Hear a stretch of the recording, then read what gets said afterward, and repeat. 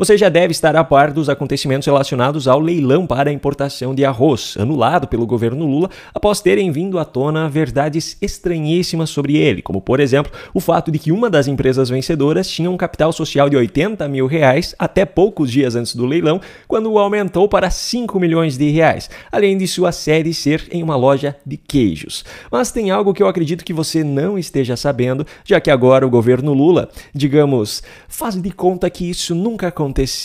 O que está sendo noticiado agora é que o governo anulou o leilão por conta de suspeitas de irregularidades. Um leilão que tinha objetivo, segundo o governo, de evitar a alta dos preços e desabastecimento por causa das inundações no Rio Grande do Sul, já que o estado corresponde a quase 70% da produção nacional, como é mostrado nessa matéria da Globo. No entanto, a história não é bem assim. Tem algo que nem o governo Lula, nem a grande mídia estão mostrando agora sobre essa intenção de importar arroz. Ela já existia há um bom tempo e não tinha nada a ver com as enchentes no Rio Grande do Sul. Quer ver uma prova? No dia 9 de maio de 2024, no município de São José da Tapera, em Alagoas, em uma cerimônia de assinatura referente a obras do Canal do Sertão Alagoano, Lula já dizia que queria importar arroz, só que sob a justificativa de que estava irritado com o preço do produto no mercado e que o leilão seria para reduzir o preço. Mas repare que mesmo com cerca de 10 dias já de enchentes no Sul, nessa ocasião, Lula em nenhum momento fala sobre desabastecimento por conta das enchentes ou elevação do preço também em decorrência delas. O governador falou que o alimento está baixo, governador.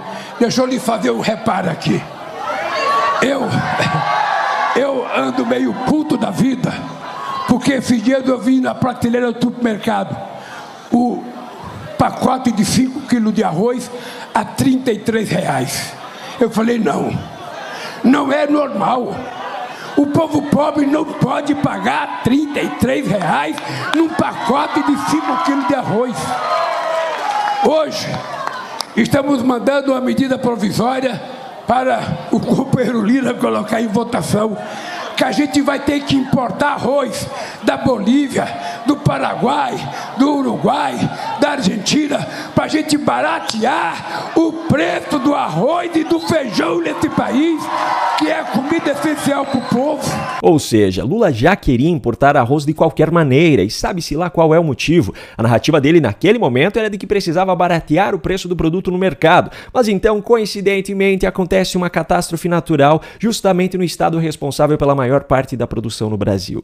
E mesmo com a Confederação Nacional da Agricultura tendo afirmado que 84% da área plantada no Rio Grande do Sul já havia sido colhida, o governo viu ali uma oportunidade de uma narrativa mais convincente para justificar essa importação. E então, no leilão referente a essa importação, coincidentemente, há irregularidades. Quem poderia imaginar que em um leilão de um governo petista poderia haver irregularidades, não é mesmo? E não era qualquer irregularidade, não. Para você ter uma ideia, 3 empresas participantes do leilão foram representadas por um ex-assessor parlamentar de Neri Geller, que era o secretário de Política Agrícola do Ministério da Agricultura e que foi demitido nessa terça. E esse ex-assessor ainda tinha como sócio o filho desse mesmo, Neri Geller. Agora, francamente, esse leilão só foi anulado por conta da repercussão que teve o caso, pois o processo burocrático, que é a competência do governo para esse caso, já havia sido feito. Esse leilão foi anulado pela preocupação com a comunicação, com a imagem do governo. Uma prova disso é a ignorância com a qual ministros do governo Lula responderam a perguntas dos jornalistas sobre essa anulação.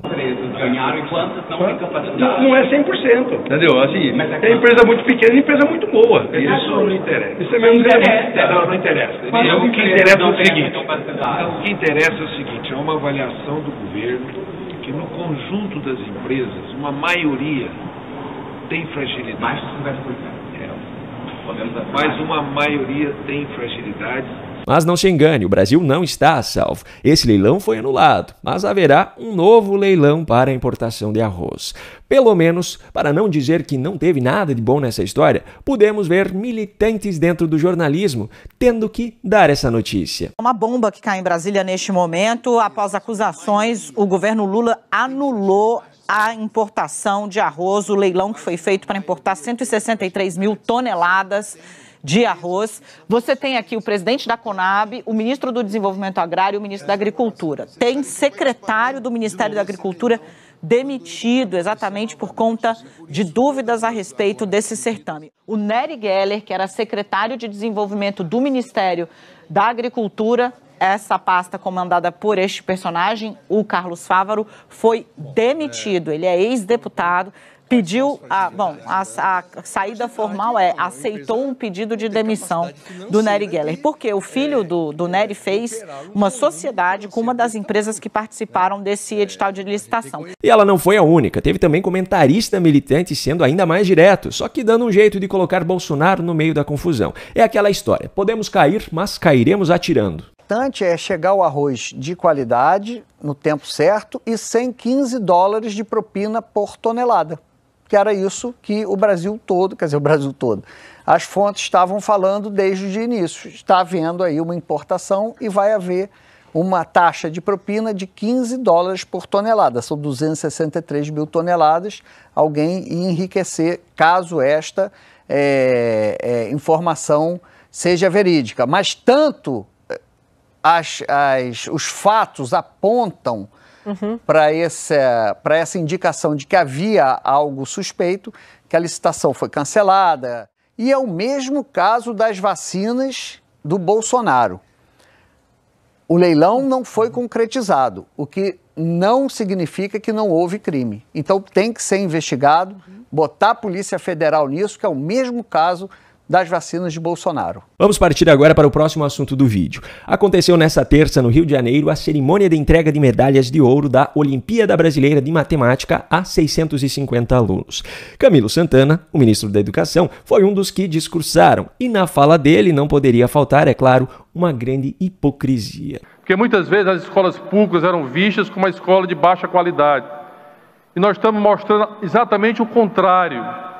A escola pública no Brasil tem que ser a melhor escola desse país, tem que ser as escolas públicas brasileiras.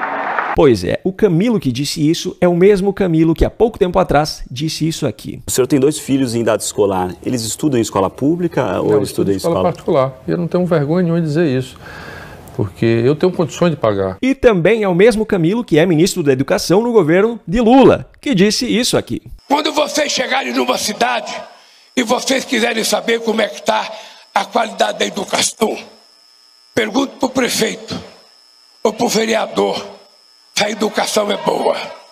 Se ele falar que a educação na cidade dele é maravilhosa, pergunte se o filho dele estuda na escola pública. Então é boa para os outros, para ele não. E se ela é boa, tem que ser boa para ele. Esse é um parâmetro para a gente medir a qualidade das coisas nesse país. Agora, tem um outro trecho do discurso do ministro que eu preciso destacar também. Imaginar que quase 19 milhões de jovens como vocês participam das Olimpíadas. E as Olimpíadas traz alguns aspectos importantes. Primeiro, ele tem ajudado, Marcelo, a melhorar a qualidade da educação básica desse país. Pois é, mas pelo jeito não tem funcionado muito bem, tendo em vista que o próprio ministro da Educação desse país fala as Olimpíadas traz. E as Olimpíadas traz... Outra coisa que não tem funcionado nesse país é o combate às fake news. Esse meu comentário contém ironia, mas eu digo isso porque no discurso de Lula nesse mesmo evento, ele repetiu a mesma mentira que havia contado no dia anterior. Então, depois de ouvir falar uns 10 discursos sobre inteligência artificial, eu fiz um desafio aos cientistas brasileiros. Ontem eu fiz um desafio aos reitores brasileiros de mais de 100 universidades que estavam lá participando de uma reunião que eu convoquei os reitores. É porque se inteligência artificial é tão importante, por que a gente fica esperando para copiar o que os Estados Unidos fizer? Por que a gente fica esperando para copiar o que o Japão fizer? Por que a gente fica esperando para fazer o que a Coreia fizer? Porra, eu desafiei os nossos cientistas, vamos criar vergonha e vai ter uma conferência nacional em julho, vocês tratem de me apresentar um produto de inteligência artificial em língua portuguesa, criado pelo brasileiro, que a gente não vai permitir que roube a nossa criação da inteligência artificial, como foi roubado sabe, a criação do avião. Bom, no vídeo de ontem eu já usei a própria inteligência artificial, através do ChatGPT, para citar 3 universidades públicas brasileiras onde inteligência artificial é desenvolvida, também 3 empresas privadas onde isso acontece, e citei ainda 3 exemplos de sistemas de inteligência artificial que foram desenvolvidos no Brasil e estão em funcionamento. Então não preciso mostrar tudo isso novamente. Mas já que estamos falando sobre o falso combate às fake news, o próximo assunto tem tudo a ver com isso. Paulo Pimenta, ex-ministro-chefe da SECOM e atual ministro extraordinário de apoio à reconstrução do Rio Grande do Sul, compareceu à CCJ da Câmara dos Deputados para ser ouvido sobre o uso da Polícia Federal para perseguir opositores sob a alegação de fake news. E nessa sessão, meu amigo, Paulo Pimenta teve que ouvir parte das suas hipocrisias e mentiras sendo desmascaradas. O senhor diz que quer combater censura e não fake news. Ora, os teus influenciadores de esquerda disseram que Madonna enviou milhões para o Rio Grande do Sul. O que o senhor vai fazer a respeito? A nada, claro, né, porque é de esquerda. O que o senhor gosta de fazer é ir atrás, por exemplo, do Eduardo Bolsonaro, que nada mais diz do que uma manchete da Folha de São Paulo. Após 4 dias de chuvas, governo Lula autoriza envio da Força Nacional para o Rio Grande do Sul. Mas quero dizer também que o ministro não persegue apenas opositores, quando diz que tem que perseguir quem, na opinião dele, faz desinformação, ainda que essas desinformações depois sejam provadas como fatos, como é o caso do caminhão que era parado porque não tinha nota fiscal. Até a Globo veio em socorro do governo taxar a matéria da SBT, né, de mentirosa, quando comprovou o fato e a repórter acabou sendo até perseguida. O ministro, por meio da SECOM, veiculou uma notícia falsa no site Agência Gov, dizendo que o governo não recusou ajuda do Uruguai. Essa mentira foi desmascarada pela Folha de São Paulo no mesmo dia. Na matéria, governo mente ao afirmar que não dispensou oferta de ajuda ao Uruguai. Tem aqui o jornalista Tiago Asmar, conhecido como Pilhado, afirmou que o empresário Luciano Hang está ajudando mais o Rio Grande do Sul do que o governo federal. Isso é uma opinião. O senhor está querendo criminalizar uma opinião contrária. Mas, como naquele velho ditado, pau que nasce torto, morre torto. Paulo Pimenta se esquivou das perguntas e repetiu as mesmas narrativas. Quando eu disse que quem age contra nós no momento dramático de resgate e salvamento tem que ser tratado como criminoso, eu estava me referindo ao povo gaúcho diante da minha indignação. E traidor, na hora mais aguda da crise, tem que ser tratado como quinta coluna, sim. Porque na hora que nós estávamos, deputado, trabalhando para salvar vidas, pessoas estavam se dedicando a produzir desinformação para tirar a energia, a capacidade de trabalho daqueles que estavam na linha de frente. E ainda levantou e foi embora da sessão no momento em que bem entendeu, sem que as perguntas tivessem terminado.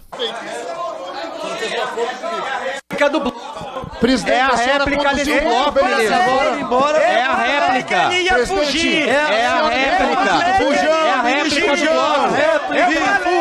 bloco. Talvez o ministro pense que tem o privilégio de estar acima da lei e acima dos parlamentares democraticamente eleitos, e de certa forma ele é privilegiado mesmo. Além de mostrar a sua completa incompetência como responsável pela comunicação da presidência, tem a chance agora de mostrar uma segunda incompetência, no apoio à reconstrução do Rio Grande do Sul. Um privilégio para poucos. No canto da sua tela aparecerão agora recomendações de outros vídeos aqui do canal para que você os assista caso ainda não tenha feito. Se você gostou desse conteúdo e quer receber os novos vídeos aqui do canal, se inscreva e ative o sininho de notificações. Essa é a única forma de, teoricamente, garantir que o YouTube entregará a você esses novos conteúdos. Um grande abraço e até o próximo vídeo.